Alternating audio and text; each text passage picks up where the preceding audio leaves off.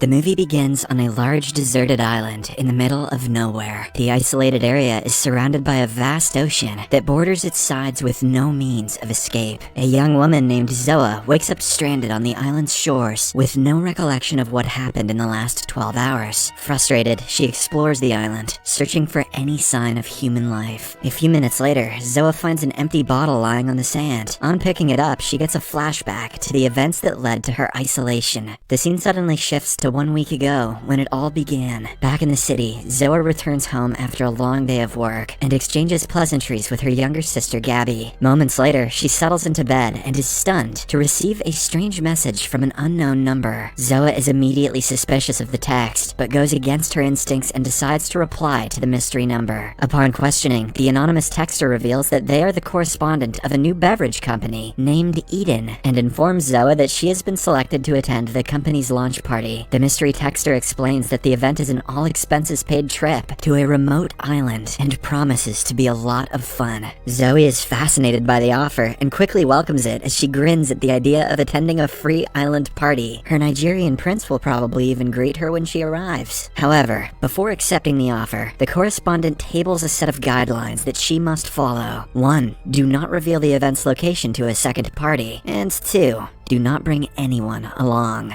Zoa finds the rules quite sketchy, but agrees to them for fear of losing her invitation. The following weekend, she packs her bags and makes her way to the pickup station. Despite agreeing to the company's rules, Zoa brings her best friend Judith along as the duo heads to the secret location. On arrival, they meet a fellow invitee named Aldo, and together the trio gets led to an abandoned building by an automated drone. Eventually, the mini aircraft leaves them, and the group is left facing a locked door. Seconds later, a masked man appears and lets the trio inside the building, where they find and socialize with other invitees. Fortunately, they don't have to wait long, as an envoy of party buses arrives to take them to the island. The guests swiftly race into the vehicles and spend the night dancing as they approach their destination. Several hours later, they finally arrive at a seaport as the masked organizers usher them to a boat. However, before the invitees can enter the cruise, they're made to pass through a verification checkpoint. Judith flinches on seeing this, as she doesn't have an invite, but approaches the checkpoint nonetheless. Thankfully, her gamble pays off, as she is allowed to join the company despite lacking an invite. The guests are all thoroughly searched and are even made to pass a metal detector as a precautionary measure. In addition, they are also ordered to drop their phones as a prerequisite for entering the boat. The partygoers instantly find this very suspicious, but eventually succumb to the organizers' demands as they surrender their cell phones to them. After all the arrangements have been made, they all board the boat and begin their trip to the vacation island.